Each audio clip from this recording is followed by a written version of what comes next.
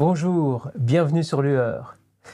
Aujourd'hui, nous allons voir que la dissolution momentanée de l'ego semble être à la source de l'effacement de la peur de la mort, et que c'est cette dissolution même qui était recherchée de tout temps pour permettre une nouvelle vie, débarrassée de cette peur. Des rituels très anciens témoignent de cette recherche de la dissolution de l'ego comme la voie royale pour accéder à la sérénité face à notre finitude. Il est souvent question du bien fondé ou non de l'usage des psychédéliques. Faudrait-il chercher à tout prix à faire l'expérience d'états modifiés de conscience et chercher à les provoquer de manière artificielle ? Ne vaudrait-il pas mieux se contenter de la réalité qu'il nous est donné de vivre sans chercher à nous bercer d'illusions ? Peut-être, mais il y a deux arguments qui valent la peine d'être étudiés avant d'écarter d'un revers de la main ce qu'on a tendance à classer sous le grand parapluie fourre-tout des drogues.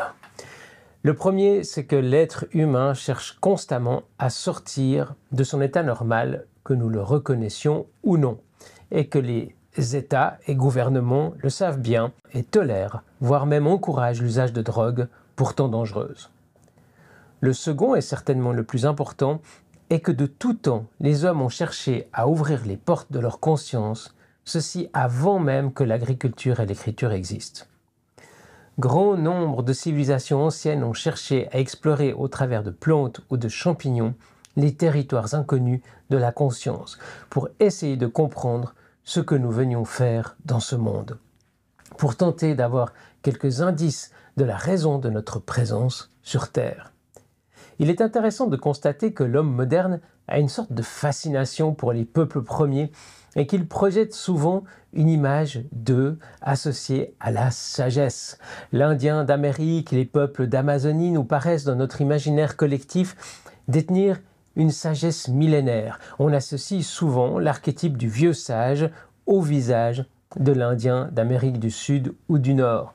Pourtant, il serait bien difficile de dissocier cette sagesse, fantasmée ou non, de l'usage de substances ou, à minima, de la recherche d'états de transe comme les quêtes de vision pratiquées par les Indiens d'Amérique du Nord. Pourquoi, dès lors, voir la sagesse chez eux et ne pas vouloir voir l'usage qu'ils font des psychédéliques ou penser que c'est leur environnement culturel qui leur permet d'appréhender et d'explorer ces substances et que notre civilisation en est incapable.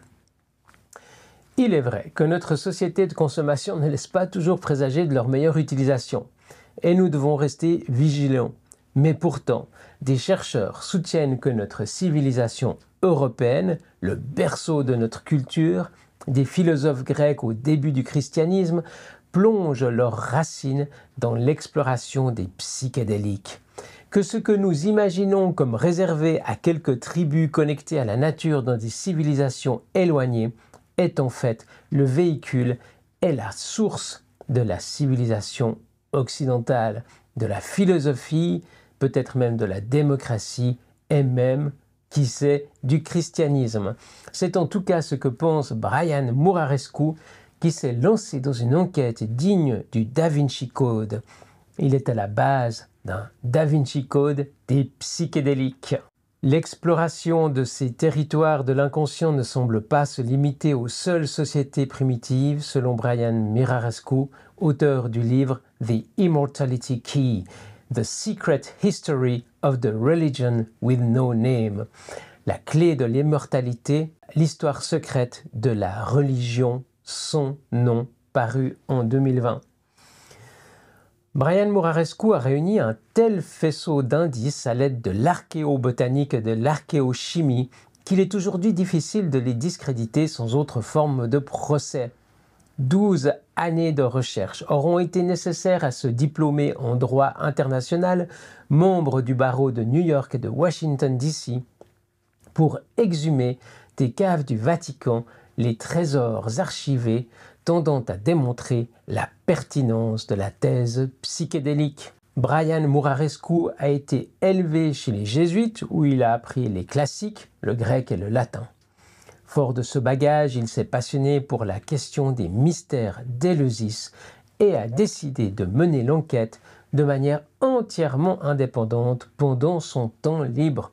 12 années de correspondance avec les chercheurs, archéologues, ethnobotanistes, hellénistes des universités et des musées du monde entier, en passant par Rome, Athènes, Paris, Londres et bien d'autres villes. 12 années consacrées à visiter les différents sites archéologiques en Espagne, en Grèce et dans les catacombes de Rome pour mettre à jour le secret des mystères d'Éleusis. Dans un livre enquête aussi palpitant et un rien plus authentique que le fameux Da Vinci Code. Selon cet auteur, le berceau même de notre société, la civilisation grecque, a exploré la psyché humaine grâce aux psychédéliques au travers de l'un des rituels les plus importants de son organisation sociale, les mystères d'Éleusis, du nom de la cité située à une vingtaine de kilomètres à l'ouest d'Athènes, qui accueillait les pèlerins venus parfois de très loin pour se faire initier au grand mystère. Cela a eu lieu là même où se sont développées la démocratie, le théâtre ou les Jeux olympiques, là où les plus grands esprits ont pu explorer les mathématiques et la philosophie, où une société hautement organisée s'est donné le temps d'approfondir sa pensée et d'en extraire les vraies richesses qui nourrissent aujourd'hui encore la pensée contemporaine. Des hommes aussi connus que Socrate, Platon, Sophocle, Aristote, Plutarque ou Épicure, mais aussi des personnages célèbres et la presque totalité des empereurs romains comme Antoine, Cicéron, Auguste, Adrien et Marc Aurèle sont venus s'initier au mystère. Marc Aurèle, le philosophe roi, le maître stoïcien qui dissertait sur le sens de la vie alors qu'il sillonnait le monde connu avec ses légions pour agrandir l'empire, qu'il menait des armées et servait son peuple comme peu d'autres ont su le faire.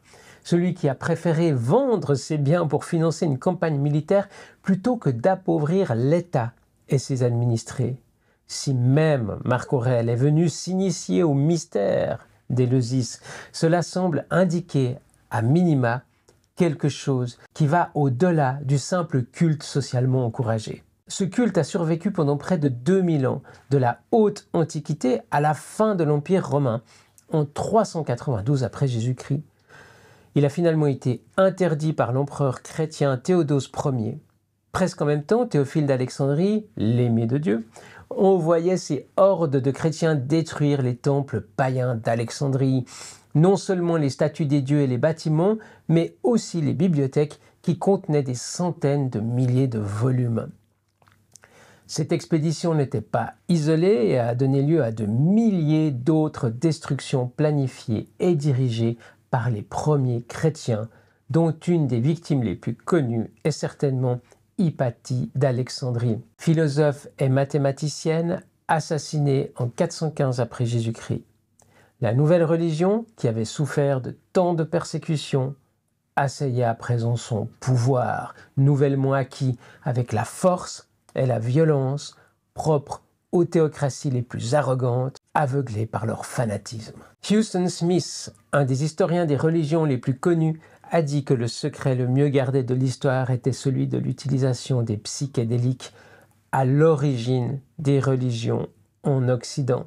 Gordon Wasson, Albert Hofmann et Carl Ruck soutiennent la même idée dans leur livre The Road to Eleusis, Unveiling the Secret of the Mysteries, la route vers Éleusis, découvrir le secret des mystères, publié en 1978. À noter que le deuxième auteur, Albert Hofmann, n'est autre que le co-découvreur du LSD qu'il a synthétisé avec Arthur Stoll à partir de l'ergot de seigle en 1938. Cette hypothèse des mystères d'Éleusis qui aurait été à la base de notre civilisation, la civilisation occidentale, a été considérée comme douteuse, voire fantaisiste. On peut bien se demander pourquoi, quand il est avéré que de l'ivraie a été retrouvé dans des tombeaux égyptiens de la 5e dynastie entre 2500 et 2300 avant Jésus-Christ. L'ivraie est ce mauvais grain dont Matthieu nous parle dans les évangiles en nous exhortant de trier le bon grain de l'ivraie. L'ivraie se distingue mal des champs céréaliers dans lesquels elle pousse. Dès lors, elle peut être mélangée par erreur avec les récoltes, ce qui peut parfois causer des intoxications incontrôlées. Mais dans ivraie, il y a la racine latine ebriacus, l'ivresse. Pour les prêtres de la religion égyptienne qui en connaissaient les différentes variétés et surtout qui savaient les préparer pour en extraire les vertus psychotropes, c'était une drogue puissante qui, mélangée à de la bière, permettait la rencontre avec le divin. Ce n'est pas l'ivraie elle-même qui est hallucinogène, mais un champignon parasite du genre Nautifodium, proche de l'ergot de seigle, qui l'accompagne. Ses propriétés psychotropes étaient bien connues des anciens. On retrouve également au Moyen-Âge des traces de préparation dans le Picatrix, ainsi qu'un traité de magie andalou-arabe du Xe siècle avant notre ère. Une autre réfutation de cette hypothèse vient d'un spécialiste de l'histoire des religions, Walter Burkhardt, qui argue du fait que l'intoxication par l'ergot de seigle est décrite comme un état déplaisant et non euphorique. C'est vrai qu'une intoxication à l'ergot de seigle, une intoxication involontaire, peut être très mal vécue.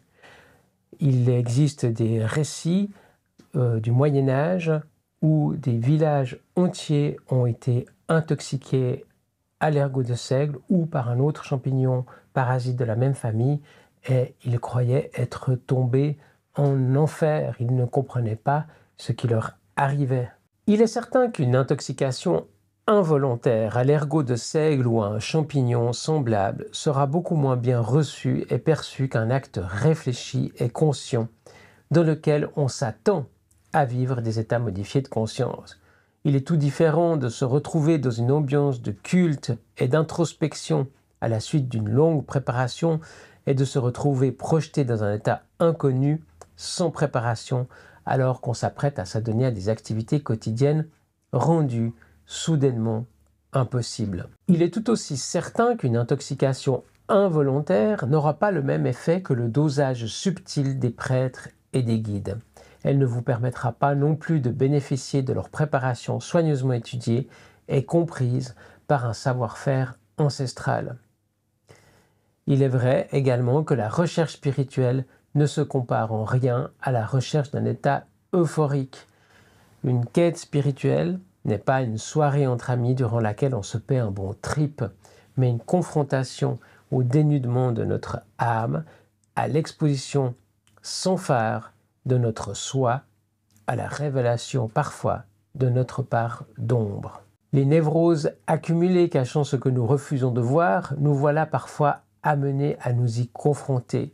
L'expérience peut être désagréable, mais souvent salutaire, comme nous le verrons plus loin. Finalement, les cultes indigènes, comme autour de l'ayahuasca par exemple, se font souvent en groupe dans un esprit de communion et aussi d'échange suivant le type d'expérience recherchée.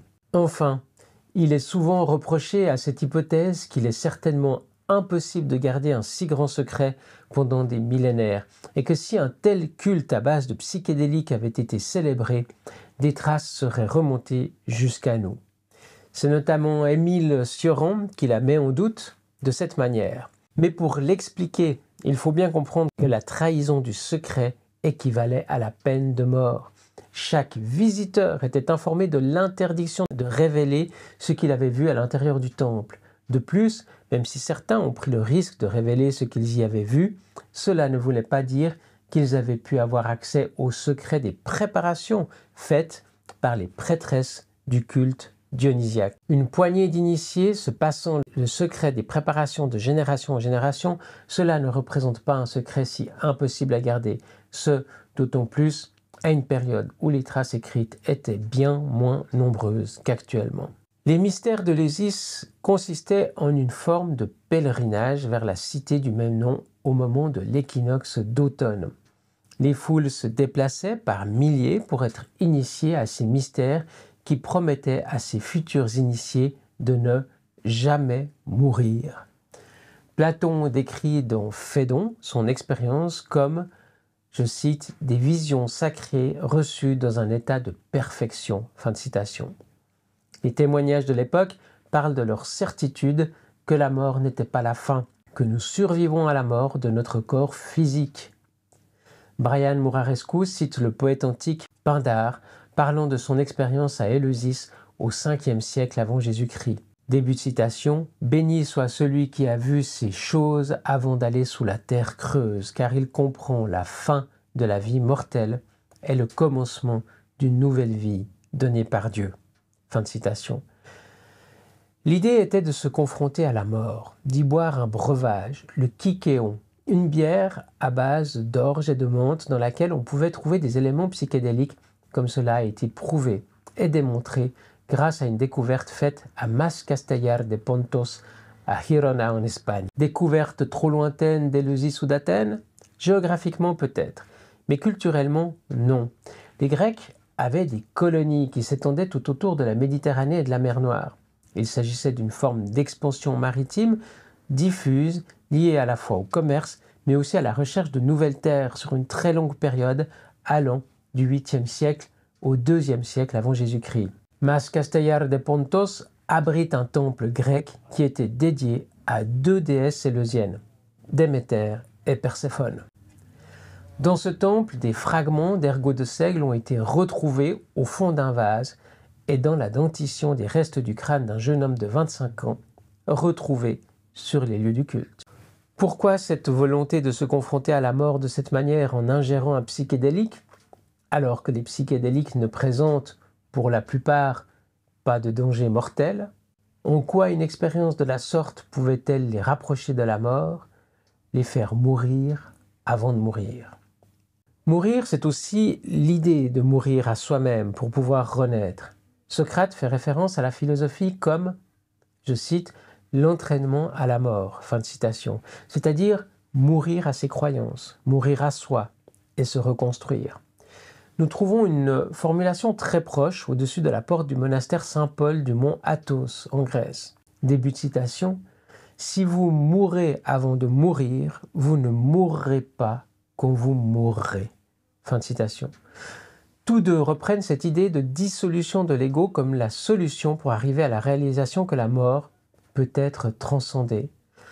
Car la peur de la mort réside bien dans cela, la dissolution de notre ego, que ce dernier s'anéantisse simplement lors de l'arrêt de nos activités cérébrales ou qu'il retourne à une source dans laquelle il se diluera entièrement.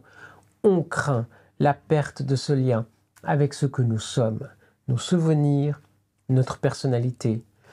L'anéantissement pur et simple a quelque chose de vertigineux et un goût de vanité, d'inutilité et d'absurde. Tout ça pour ça, aurait-on envie de dire. L'incorporation dans une source de conscience plus grande offre en revanche une forme de consolation.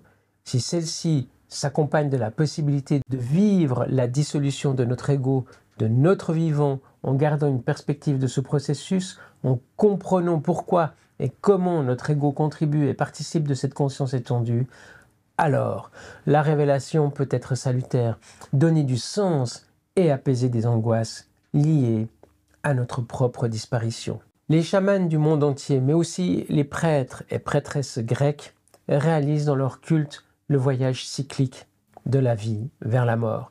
Ils reproduisent ainsi les mythes créateurs de toutes les traditions. C'est la capacité de l'instruit à ramener de l'autre monde les enseignements qui pourront servir aux vivants. Le monde de la mort n'est peut-être pas à considérer comme il pourrait nous apparaître au premier abord.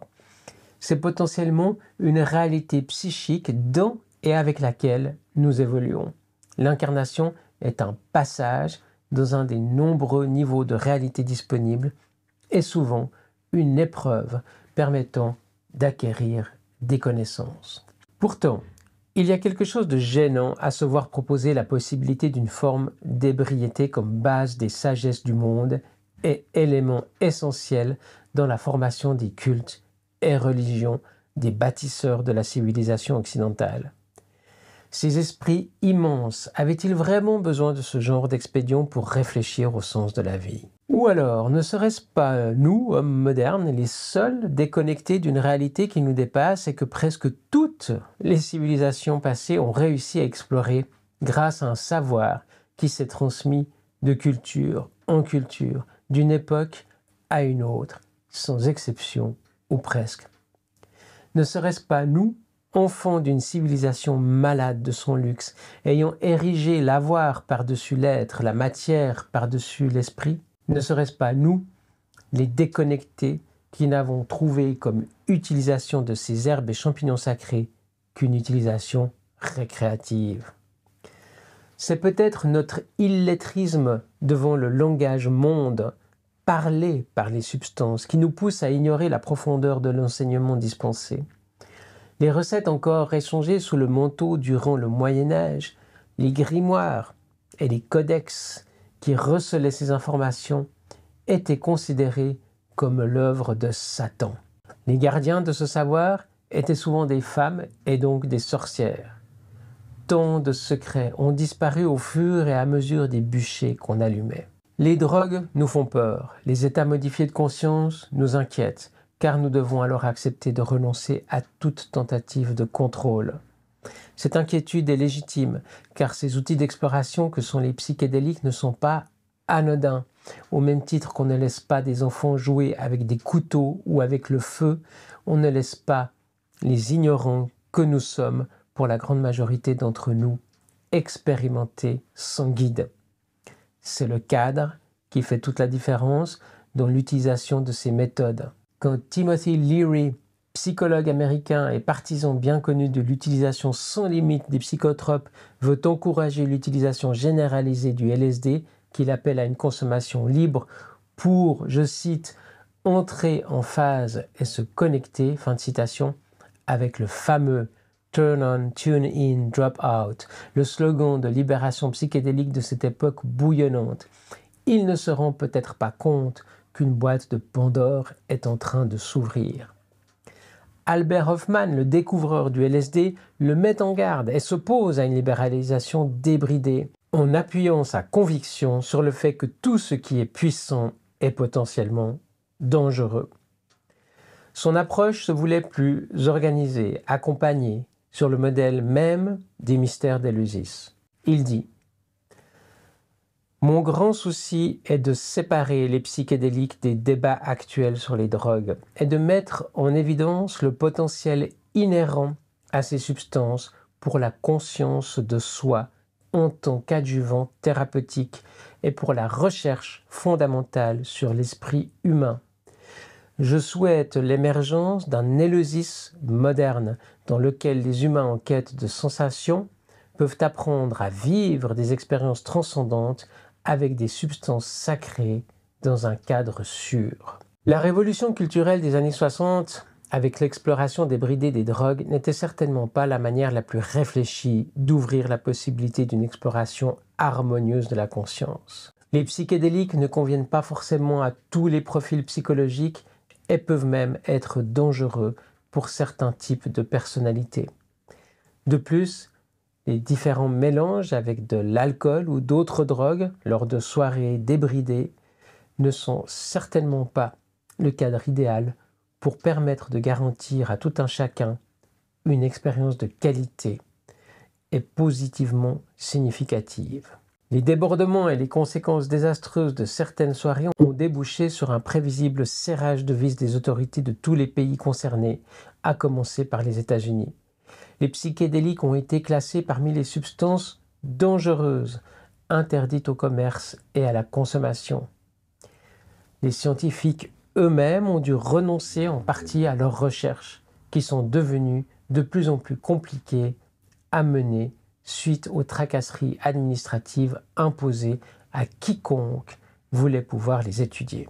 Ce qui compose le paysage mental quotidien de ce côté-ci de la réalité dans notre vie quotidienne, c'est la présence encombrante de l'ego, qui s'impose continuellement à notre âme. C'est la pensée constamment accrochés au petit moi réclamant toute l'attention à la manière des requins qui aboient sans relâche, compensant leur petite taille par une voix forte qui ne peut les faire ignorer. Car oui, notre ego est de petite taille, que l'on considère ou non la conscience comme primordiale et universelle. L'ego, c'est l'écume de la vague qui, se voyant au sommet de ce qui est le plus haut, croit pouvoir s'en extraire. Se voyant éclatante de blancheur, elle se croit être ce qui importe au-dessus de tout, oubliant que sans la vague, elle ne serait pas, et la vague sans l'océan ne serait rien. Si, comme nous le disent les gnostiques, la connaissance de soi ne se différencie pas de la connaissance de Dieu, alors l'introspection au-delà de la barrière égotique est certainement un des meilleurs moyens de retrouver une connexion avec l'ineffable et l'incommensurable. Si l'effacement momentané de la barrière égotique est peut-être atteignable après des années de pratique de la méditation ou au travers de certaines expériences transcendantes, comme par exemple la naissance d'un enfant ou la mort d'un proche, si à l'occasion d'événements extrêmes comme des arrêts cardiaques, des états de mort cérébrale ou des accidents vasculaires cérébraux, une ouverture sur notre psyché profonde est également possible. L'éventualité d'une rencontre simplifiée avec notre soi semble également nous être offerte par la nature. Cette rencontre ne demande ni la discipline d'un moine bouddhiste, ni le traumatisme d'un événement extrême. Il s'agit d'un cadeau que la nature nous fait depuis des temps immémoriaux, au travers des plantes et des champignons que toutes les civilisations ont su utiliser depuis la nuit des temps. Cependant, les psychédéliques ont été diabolisés par les tenants du pouvoir politique ou religieux des différentes époques. L'Eucharistie, le fait de boire le sang du Christ, représenté par le vin, tremble sur ses fondations quand une Eucharistie éleusienne, le fait de boire le kykéon, la bière à l'ergot de seigle, ouvre grandes les portes d'un dialogue puissant avec le divin en soi. Pour reprendre les mots de Brian Muraresku, l'Eucharistie chrétienne est le placebo de l'Eucharistie psychédélique qui ne peut, elle, laisser personne indifférent. Le docteur Dennis McKenna, ethnobotaniste dans le film Reconnect, l'exprime ainsi.